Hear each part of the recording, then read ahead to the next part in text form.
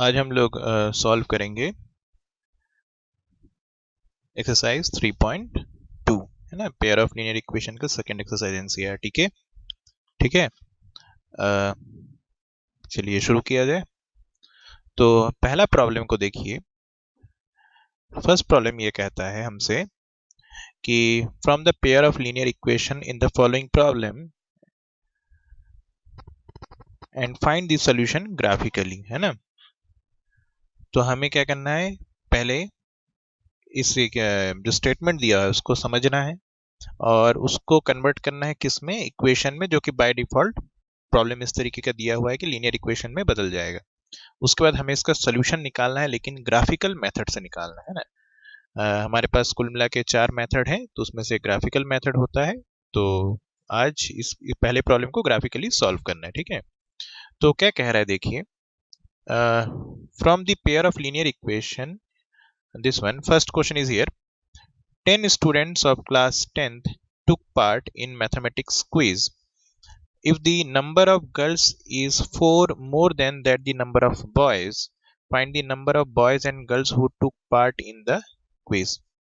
कह रहा है कि टोटल 10 बच्चे क्लास 10th के मैथमेटिक्स क्विज में पार्टिसिपेट किया है। ठीक है ना। कहता है कि जो गर्ल्स की संख्या है वो बॉयज के जो स्टूडेंट है, बॉय स्टूडेंट जो है उससे 4 ज्यादा है। तो हमसे पूछा गया कि बताओ कितने उसमें एक्चुअली में लड़के हैं और कितने उसमें लड़कियां हैं। ठीक है ना। तो मान लीजिए, ध्यान से देखिएगा कि हमारे पास सिचुएशन ऐसा है कि हमारे पास मान लीजिए जो बॉयज हैं वो है मान लीजिए x। ठीक है, और जो गर्ल्स के नंबर है, जो गर्ल्स पार्टिसिपेंट है वो मान लीजिए है y। तो एक तो ये है, लेकिन इसमें ये बोल दिया कि टोटल स्टूडेंट कितने हैं, 10 हैं, है ना। इसका मतलब क्या हुआ, बॉयज प्लस गर्ल्स दोनों को अगर मिला दिया जाए तो टोटल स्टूडेंट कितना है, 10 है। तो एक इक्वेशन तो हमें ये मिल गया, है ना। और दूसरा कहाँ से मिलेगा, तो उसके लिए जानकारी दिया है कि जो गर्ल्स का नंबर है, गर्ल्स का नंबर क्या है, y। तो गर्ल्स का नंबर जो है वो बॉयज के नंबर से कितना ज्यादा है, 4 ज्यादा है, 4 more than the boys. That means y is going to be equal to x plus 4।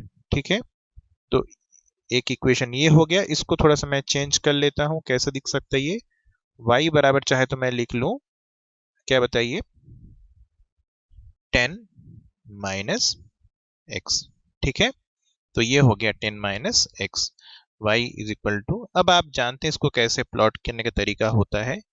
हमारे पास तरीका वही होता है कि हम एक सबसे पहले क्या करेंगे बताइए, एक्स बॉक्स फॉर्मेशन करेंगे, है ना। अपने हिसाब से वेरिएबल वगैरह कंसीडर करेंगे। ठीक है, तो एक में x और एक में y। आप x इज इक्वल टू मान लीजिए, जैसे इसमें मान लिया, मैंने पहले इक्वेशन में, इसके लिए मैं बात कर रहा हूं। तो मान लीजिए x बराबर मैंने ले लिया 5, तो y इज इक्वल टू कितना आ जाएगा 5। x बराबर मैंने ले लिया 6, y बराबर कितना आ जाएगा 4। x बराबर मैंने ले लिया मान लीजिए 4, तो y बराबर कितना आ जाएगा 6। तो एक बार इस वेरिएबल, इस कोऑर्डिनेट के हिसाब से ग्राफ प्लॉट करना होगा। और एक दूसरा है, इसमें भी सेम आप बॉक्स फॉर्मेशन करिए। आप इसमें एटलीस्ट 3 कोऑर्डिनेट लीजिए, है ना, सेफ साइड रहने के लिए। x इज इक्वल टू मान लीजिए मैंने ले लिया 0, तो y बराबर आ जाएगा 4। x इज इक्वल टू मैंने ले लिया मान लीजिए 1, y बराबर आ जाएगा 5। x बराबर मैंने ले लिया 2, ये आ गया 6। तो इन दोनों को अब हमें क्या करना है, ग्राफ पे प्लॉट करना है ना। तो आप x और y कोऑर्डिनेट डालेंगे और उसमें ग्राफ प्लॉट करें, जैसे पिछले केस में कर रहे थे। हम इसको डायरेक्ट करके बता रहे हैं कैसे होगा। जैसे हमारे पास पहला इक्वेशन है, क्या बताओ, y is equal to 10 minus x, y is equal to 10 minus x. तो हमारे पास है y इज इक्वल टू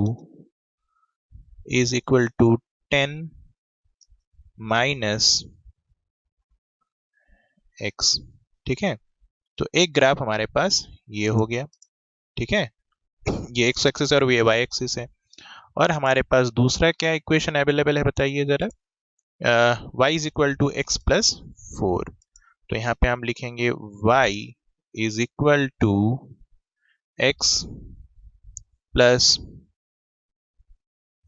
4।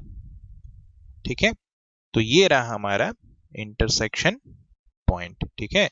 तो इंटरसेक्शन कहाँ पे हो रहा है, 3,7 है ना। तो पहला कोऑर्डिनेट x बताता है, दूसरा कोऑर्डिनेट क्या बताता है, y, यानी कि x हमारे हिसाब से क्या था, बॉयज, और y हमारे हिसाब से क्या माना था, गर्ल्स। तो हमारा सोल्यूशन क्या हुआ, 3,4, यानी कि हमारे जो कंडीशन है उसके हिसाब से बताइए बॉयज कितने आ गए हैं, बॉयज आ गए 3 लड़के थे पार्टिसिपेंट में, और गर्ल्स कितने थे, 7, ठीक है। तो ये हमारा फाइनल सोल्यूशन हो गया है ना। ग्राफ तो आप प्लॉट करना जानते हैं, मैंने आपको डायरेक्ट प्लॉट करके दिखा दिया ताकि समय कम लगे। Am I clear. तो ये था आपके रिजल्टेंट ग्राफ। आप जब रिजल्टेंट ग्राफ देखेंगे, ये एक्स एक्सिस है horizontal line, vertical line Y axis है। Am I clear. और जहाँ पे इंटरसेक्ट किया आप देख सकते हैं कौन सा है, 3,7। क्लियर है। तो ये हो गया हमारा पहला सोल्यूशन, ठीक है। एम आई क्लियर है ना। चलिए चलते हैं नेक्स्ट प्रॉब्लम की तरफ। नेक्स्ट प्रॉब्लम हमें क्या कहता है, देखिए कि 5 pencil and 7 pen together cost 50। हमारे पास 5 पेंसिल है और 7 पेन है, दोनों को इकट्ठा खरीदा गया है तो 50 रुपए लगा। वेयर एज अगर 7 पेंसिल और 5 पेन को अगर एक साथ खरीदा जाए तो कॉस्ट कितना बनता है, 46। तो हमें पेन और पेंसिल दोनों के कॉस्ट पता करना है। तो पहले तो इक्वेशन बनाएंगे, फिर ग्राफिकल मेथड से हम सॉल्व करेंगे, ठीक है। तो चलिए इसको हम कन्वर्ट करते हैं पेयर ऑफ लीनियर इक्वेशंस में। तो आप देखिए क्या क्या दिया हुआ था, एक पेंसिल है और एक पेन है। तो पहले तो आप मान लीजिए जो कॉस्ट है पेंसिल का वो मान लीजिए x, और कॉस्ट ऑफ कौन बताओ, पेन, दूसरा आइटम पेन था, इसका मान लेते हैं y। अब ये बताइए कितना पेंसिल खरीदा गया था, 5 पेंसिल। तो एक पेंसिल अगर x रुपए का है तो 5 पेंसिल कितने का हो जाएगा बताइए, 5 इंटू एक्स के बराबर, ठीक है ना।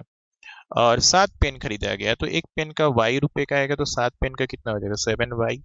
दोनों मिला के पैसा कितना, बिल कितना बना था, तो दिया है 50 रुपीज का, तो ये हो गया 50। एक दूसरा कंडीशन और दिया हुआ है, क्या बताइए जरा। दिया हुआ है कि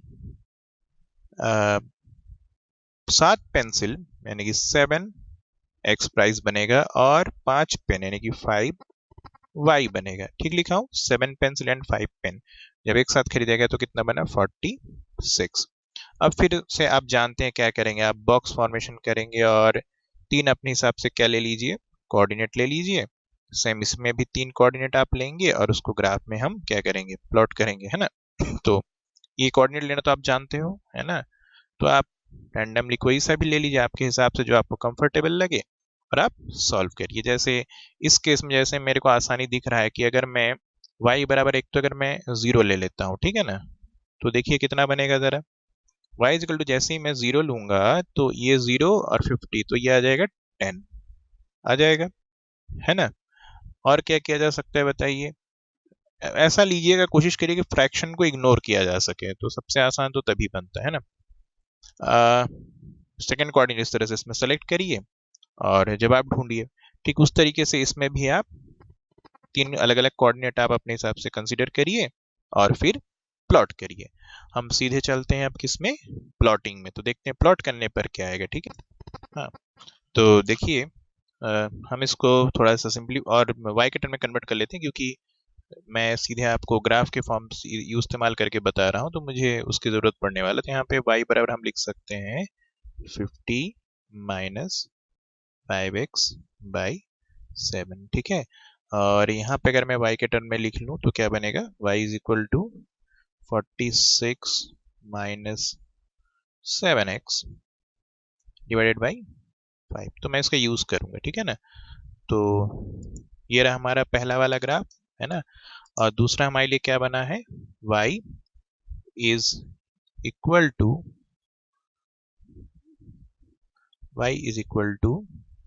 कितना है, 46 minus 7x by 5। 46 minus 7x, ठीक है ना, और डिवाइडेड बाई कितना है बताइए, 5। ठीक लिखा हूँ क्या, एक बार चेक कर लेते हैं। 46 माइनस 7x बाई 5 और पहला इक्वेशन 50 माइनस 5x बाई 7। तो ये हमारा ग्राफ बन चुका है। आप देखिए ये ब्राउन वाला है पहला इक्वेशन का ग्राफ, है ना, ये ब्राउन वाला और ये ब्लू वाला है सेकंड इक्वेशन का ग्राफ, और दोनों का इंटरसेक्शन कहाँ पे आ रहा है, देखिए 3,5, यानी कि x का वैल्यू आ चुका है 3 एंड y का वैल्यू आ चुका है 5। तो हम फाइनली जब इसको ग्राफ प्लॉट करेंगे, ग्राफ तो आप प्लॉट कर ही लेंगे, है ना, तो ग्राफ जब प्लॉट करेंगे ग्राफ कैसा दिखेगा आप समझ गए होंगे, ये आपका ग्राफिकल प्लॉट आएगा। इंटरसेक्शन कहाँ पे आएगा, 3,5 पे। तो हम लिख लेते हैं x बराबर 3 एंड y बराबर 5। तो x किसका प्राइस था, पेंसिल का प्राइस माना था, तो एक पेंसिल कितने का पड़ रहा है, 3 रुपए का, और पेन का कीमत कितना बन रहा है, 5 रुपए। Am I clear. इस तरीके से हो जाते हैं आपके पहला दोनों इक्वेशन सॉल्व। ठीक है, चलते हैं नेक्स्ट प्रॉब्लम हमारे पास क्या है। नेक्स्ट प्रॉब्लम हमारे पास है कि हमको सोल्यूशन किस टाइप का आएगा वो बताना है। a1 by a2 b1 by b2 c1 c2 by c2 को कंपेयर करना है और बताना है कि कौन सा जो दो लाइन आएगा वो कैसा आएगा, इंटरसेक्ट करने वाला है, और कौन सा जो है वो पैरेलल है और कोइंसिडेंट मतलब एक के ऊपर एक ओवरलैप करने वाला है। तो आप जानते हैं a1 बाई a2 और b1 बाई b2 और c1 बाई c2 के रेशियो से हम पता लगा सकते हैं क्या कंडीशन है, याद है सबको। अगर आपको पता होना चाहिए पहली बात तो कंडीशंस क्या क्या है, तो कंडीशंस मैं एक बार यहाँ पे मेंशन कर देता हूँ, फिर प्रॉब्लम सॉल्व करने चलते हैं। तो पहले तो कंडीशन हम साफ साफ लिख लेते हैं ना, आप एग्जाम में भी एक तरह पहले लिख लीजिएगा, एक 10 सेकंड लगना है। a1 बाई a2 अगर नॉट इक्वल टू क्या हो जाए, b1 बाई b2, तो ये कंडीशन देता है यूनिक सोल्यूशन का। यूनिक सोल्यूशन मतलब एक ही सोल्यूशन आएगा और दोनों लाइन क्या करेगा, इंटरसेक्ट करेंगे, है ना, इंटरसेक्ट करेंगे एट सिंगल पॉइंट, ग्राफ में एक ही पॉइंट पे इंटरसेक्ट करेगा, ठीक है ना। दूसरा आता है अगर a1 by a2 is equal to b1 by b2 हो जाता है, बट नॉट इक्वल टू क्या आ जाता है, c1 बाई c2, तो ये बताता है, क्या बताइए, ये नो सोल्यूशन का केस आता है। कैसा आता है, नो सोल्यूशन, यानी कि दोनों लाइन एकदम इंटरसेक्ट करेंगे, मतलब दोनों लाइन कैसा आने वाला जानते हो, पैरेलल ग्राफ बनेगा। जब दोनों का ऐसा अगर दो इक्वेशन आ जाए जिनमें कंडीशन ऐसा हो तो दोनों ग्राफ क्या होंगे, एक दूसरे के पैरेलल। और तीसरा कंडीशन आता है अगर a1 बाई a2 बराबर हो b1 बाई b2 और ये इक्वल हो जाए c1 बाई c2, तो ये कहता है ओवरलैपिंग कंडीशन, यानी कि इस केस में इनफाइनाइट नंबर ऑफ सोल्यूशन आएंगे, है ना, इनफाइनाइट सोल्यूशन या इंटरसेक्शन पॉइंट आएंगे, यानी कि दोनों ग्राफ क्या होंगे, ओवरलैप होने, यानी कि एक के ऊपर दूसरा लाइन कोइंसाइड कर जाएगा। ठीक है, तो कंडीशन हमारा क्लियर है तीनों, अब हम प्रॉब्लम को आसानी से डील कर सकते हैं। ठीक है, चलिए प्रॉब्लम क्या कहता है। पहला equation 5x minus 4y plus 8 is equal to 0, and दूसरा वाला हमारे पास है कि 7x plus 6y minus 9 is equal to this. तो लिख लेते हैं यहाँ पे क्या क्या है बताइए। 5x minus 4y plus 8 equal to 0 एक है, और दूसरा है हमारे पास 7x plus 6y minus 9 is equal to 0। ठीक है, तो कैसे डील करेंगे बताइए। सिंपल सा है, आप a1 a2 कौन है आप जानते हैं ना, x के कोफिशिएंट को a से डिनोट करते हैं, y के कोफिशिएंट को b से और कांस्टेंट को c से। तो हमको पता है, पहले तो लिख लो a1 कितना है 5, a2 कितना है दूसरे इक्वेशन में देखो 7, b1 b2 कितना कितना है -4 एंड +6, c1 c2 कितना कितना है बताइए 8, और ये है -9। बताइए जरा a1 बाई a2 कितना आ रहा है 5 by 7, b1 by b2 is equal to -4 by 6, यही है। अब सीधे सीधे इन दोनों को देख लीजिए, क्या दोनों के राइट हैंड साइड सेम है क्या, ये दोनों नहीं है ना, दोनों अलग अलग है, एक 5 बाई 7 -4 बाई 6 है, दोनों के रेशियो अलग अलग है, यानी कि a1 by a2 is not equal to b1 by b2। इसका मतलब क्या हुआ, जब इन दोनों के ग्राफ बनाया जाएगा तो ये इंटरसेक्ट जरूर करेंगे, और कितने जगह पे इंटरसेक्ट करेंगे, सिंगल पॉइंट पे, यानी कि ये कैसा कंडीशन हुआ, सिंगल सोल्यूशन, यानी कि ये इंटरसेक्ट करेगा, है ना, will what intersect at single point, है ना, and therefore single solution, unique solution होगा, एक ही सोल्यूशन होगा। ठीक है, तो ये वाला केस डील हो गया। नेक्स्ट हम लोग चलते हैं अगले केस में। क्या क्या दिया है बताइए, 9x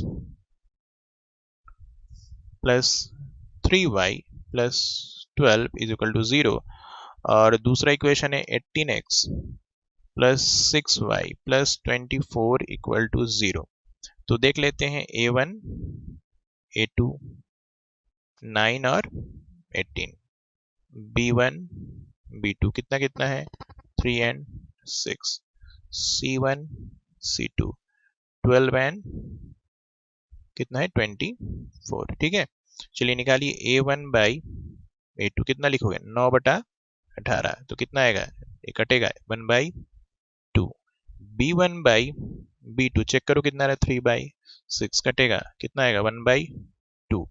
c1 बाई c2 निकालो कितना आएगा 12/24, ये भी कटेगा 1/2। कितने लोगों को ये दिख गया है कि ये केस कौन सा है, a1/a2 is equal to b1/b2 equal to c1/c2 का केस है। यानी कि ये कौन सा केस हुआ, ओवरलैपिंग कंडीशन आ गया है ना, तो ये आएगा इनफाइनाइटली मैनी सोल्यूशन का केस, और ये ओवरलैप कंडीशन है ना, एक के ऊपर दूसरा ग्राफ चिपक जाएगा, उसे एक ही के ऊपर दूसरा वाला बनेगा। क्लियर है, तो ये हो गया दूसरा वाला प्रॉब्लम सॉल्व। ठीक है, चलते हैं अब नेक्स्ट सेकंड के थर्ड पार्ट में क्या क्या दिया है, 6x minus 3y plus 10 is equal to 0, और दूसरा क्या है 2x minus y plus 9 equal to 0।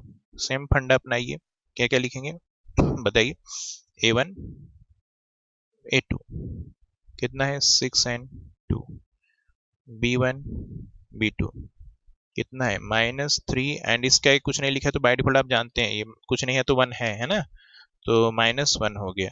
और थर्ड में क्या हो गया, मतलब c1 हो गया और c2 हो गया 10 एंड 9। चेक करते हैं कितना आ रहा है, देखो जरा, ये कंडीशन है a1 बाई a2 निकालोगे तो 6 कितना आएगा,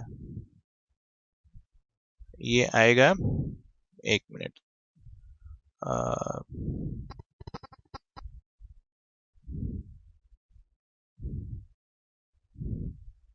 ये आएगा कितना कितना बताइए 6/2, यानी कि ये दे देगा 3, है ना। दूसरे वाले केस में देखिए b1/b2 आप लिखिए -3/-1, तो माइनस माइनस कट गया तो ये भी आ गया 1/3 यानी कि 3, एंड c1/c2 करिए तो 10/9, ये नहीं कटेगा, तो ये कौन सा केस आ गया बताओ, a1/a2 बराबर b1/b2 तो हुआ क्योंकि दोनों 3 के बराबर, पर ये नॉट इक्वल टू c1/c2, यानी ये कौन सा केस हुआ, नो सोल्यूशन का केस। कौन सा केस हुआ, नो सोल्यूशन, यानी कि ये दोनों इंटरसेक्ट करेगा नहीं, दोनों लाइन क्या होंगे एक दूसरे के पैरेलल। ठीक है ना, एक लाइन दूसरे लाइन की, इसमें जब ग्राफ प्लॉट करोगे तो एक दूसरे के क्या हो जाएगा, पहले आप करके देख भी सकते हैं ना, तो दोनों लाइन एक दूसरे के पैरेलल होंगे। ठीक है, तो ये हमने कंप्लीट कर लिया सेकंड पार्ट क्वेश्चन पूरा। ठीक है ना, थर्ड वाला क्या कहते हैं देखिए जरा, सेम चीज कंपेयर करने के लिए बोल रहा है, और आपको कंसिस्टेंट और इनकंसिस्टेंट बताना है। एक्चुअली कंसिस्टेंट का मतलब होता है अगर सोल्यूशन आए, सोल्यूशन दो तरीके का आ सकता है लीनियर इक्वेशन के पेयर में, या तो यूनिक आएगा या फिर इनफाइनाइट आएगा, या तो एक आएगा या फिर बहुत सारा आएगा, है ना, और या फिर नहीं आएगा, तीसरा कंडीशन नहीं आता। अगर किसी भी तरीके का सोल्यूशन आए, चाहे एक आए चाहे बहुत सारा आए, दोनों तरीके के सोल्यूशन अगर आ रहा है तो हम बोलेंगे कंसिस्टेंट, है ना, क्या बोलेंगे कंसिस्टेंट। और अगर सोल्यूशन नहीं आता है, कब नहीं आता है, जब a1/a2 बराबर b1/b2 not equal to c1/c2 आता है, तो हम बोल देंगे वो कैसा आएगा, एक दूसरे के पैरेलल कंडीशन हो जाएगा, तो ये आएगा नो सोल्यूशन, यानी कि इनकंसिस्टेंट। ठीक है, समझ में आ रही है। अगर सोल्यूशन आए किसी भी तरीके का आए, चाहे एक आए चाहे इनफाइनाइटली मेनी आए, दोनों हम कंसिस्टेंट के कैटेगरी में रखेंगे। सोल्यूशन आ रहा है तो वो कंसिस्टेंट, और अगर सोल्यूशन नहीं आ रहा है, यानी कि a1/a2 बराबर b1/b2 not equal to c1/c2 का अगर सिचुएशन होता है तो ये पैरेलल कंडीशन होता है, यानी कि नो सोल्यूशन का केस होता है, इसी को हम बोलते हैं इनकंसिस्टेंट केस। ठीक है, चलिए अब इसको हम डील करते हैं तेजी से। तो देखिए पहला इक्वेशन क्वेश्चन नंबर थर्ड के फर्स्ट क्या क्या दिया है देखिए, 3x plus 2y is equal to 5 है, और दूसरा है 2x minus 3y is equal to 7। ठीक है, तो बताइए जरा a1 a2 कितना कितना है, 3 एंड 2, b1 b2 कितना है, 2 एंड माइनस 3। ठीक है, जरा चेक करो तेजी से, C1 और C2 बाद में देखें, क्यों बताते हैं, क्योंकि हमें A1 और A2 कंपेयर करके काफी कुछ पता लग जाना है। अगर A1 बाई A2 अगर B1 बाई B2 के बराबर नहीं हुआ तो ये डेफिनेटली कैसा हो जाएगा, बताइए, यूनिक सोल्यूशन। तो हमें आगे चलने की जरूरत नहीं, देखिए दोनों अलग अलग है, एक 3/2 है और एक दूसरा -2/3 आ रहा है। ठीक है ना, तो दोनों अलग है कि सेम है, तो दोनों रेशियो एक दूसरे के इक्वल नहीं, यानी कि नॉट इक्वल टू b1/b2, यानी कि ये कैसा हो गया, वन यूनिक सोल्यूशन, यानी कि ये कंसिस्टेंट का कैटेगरी है। तो ये हो गया कंसिस्टेंट, है ना, बस इतना ही आपको बताना है कि कंसिस्टेंट की इनकंसिस्टेंट, आप जवाब देंगे कंसिस्टेंट। ठीक है, क्लियर। इसके बाद सेकेंड वाले को डील करते हैं, क्या दिया है बताइए, 2x minus 3y is equal to 8 दिया हुआ है, और उसके बाद क्या है बताइए, 4x minus 6y is equal to 9 दिया हुआ है। तो देखिए जरा, a1 बराबर 2 है, a2 बराबर कितना है, 4 है, b1 बराबर -3 है, b2 इज इक्वल टू -6 है। ठीक है, और इस केस में क्योंकि देखो दोनों इक्वल आ रहे हैं तो आपको C1 C2 की जरूरत पड़ने वाला है, तो लिख लेता हूँ, C1 C2 कितना है, ये जानते हो C1 C2 कैसे लिखा जाता है, इसमें थोड़ा केयरफुल रहिएगा, है ना। इसके पिछले केस में भी एक्चुअली में थोड़ा सा हमको केयरफुल रहना चाहिए था, हमने बाय डिफॉल्ट उस समय कोई फर्क नहीं, जरूरत ही नहीं पड़ी तो हमने लिखा ही नहीं। जब C1 C2 को लिखने जरूरत पड़े तो ये सबको एक तरफ लेके आना जरूरी है, समझ रहे हो ना, तभी आप डील कर सकते हैं। ठीक है, कितने लोग मेरी बात समझ रहे हो, है ना। तो इस चीज को आपको ध्यान रखना होगा कि सब, जैसे इन केसेस में आप देखिए एक तरफ जीरो के साथ इक्वेट किया गया था, तो पहले जीरो के साथ इक्वेट करने के बाद आप C1 C2 डिसाइड करेंगे। ठीक है, क्लियर। तो इस केस में जैसे इसको जब इधर भेजोगे 8 तो ये बन जाएगा -8, और ये 9 जब इधर भेज दोगे इक्वेशन के तो वो बन जाएगा, मतलब ये ऐसा दिखाई देगा, देखो मैं इसको लिख देता हूँ, 4x माइनस 6y, 9 प्लस 9 इधर आएगा तो -9 इक्वल टू 0, और इस तरह से ये क्या बनेगा, 2x minus 3y minus 8 equal to 0। तो C1 हो गया कितना देखिए -8, एंड C2 हो गया -9। ठीक है, अब आप आगे का हिस्सा पूरा करिए, क्या चाहिए हमको, a1/a2 की जरूरत पड़ने वाली है, तो लिखिए a1/a2 आएगा 2/4 यानी कि 1/2, b1/b2 भी आएगा -3/-6 कट गया तो ये 3 2 1/2, जबकि c1/c2 आएगा -8 अपॉन -9 कट जाएगा तो माइनस माइनस कट गया तो 8/9। देखिए a1/a2 is equal to b1/b2 तो है, लेकिन c1/c2 के बराबर नहीं है, है ना। तो ये कंडीशन कैसा आ गया, a1/a2 is equal to b1/b2 but not equal to c1/c2। कौन सा केस है, पैरेलल ग्राफ बनेगा ना, पैरेलल यानी कि ये नो सोल्यूशन हो गया, नो सोल्यूशन का मतलब अभी अभी समझाइए, इनकंसिस्टेंस कहलाएगा। ठीक है ना, इनकंसिस्टेंट कहलाएगा। ठीक है, क्लियर। चलिए अगला क्या है, थर्ड। थर्ड वाला कैसे करेंगे, सेम तरीका है, अब तो समझ ही गए हो कि कैसे डील करने हैं। थर्ड क्वेश्चन में दिखा है 3/2x plus 5/3y is equal to 7 है, और दूसरा हमारे पास है, पहले तो इसको देखो, पहले इसको चेंज कर लो, है ना, ताकि आपसे गलती ना हो, 3x प्लस 5/3, थोड़ा सा इक्वेशन को एक ही तरफ लेके जीरो से इक्वेट करिए तो -m बराबर 0।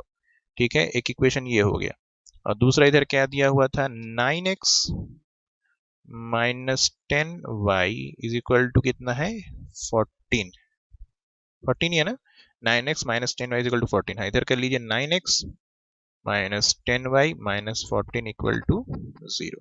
अब आप देखिए a1 कितना लिखेंगे, 3/2, a2 हमारे पास है 9, b1 कितना है 5/3, b2 कितना है -10, और इसमें बहुत ज्यादा करने की जरूरत नहीं, थोड़ा सा अब थोड़ा सा देखो फास्ट दिमाग भी चलाना होगा, बहुत ज़्यादा आपको करने की ज़रूरत नहीं पड़ती है। जैसे कैसे देखो, अब देख रहे हो ये दोनों इक्वल कभी नहीं होगा, a1/a2 ये एक पॉजिटिव नंबर आएगा, क्योंकि positive divided by positive number answer will be positive, am I right.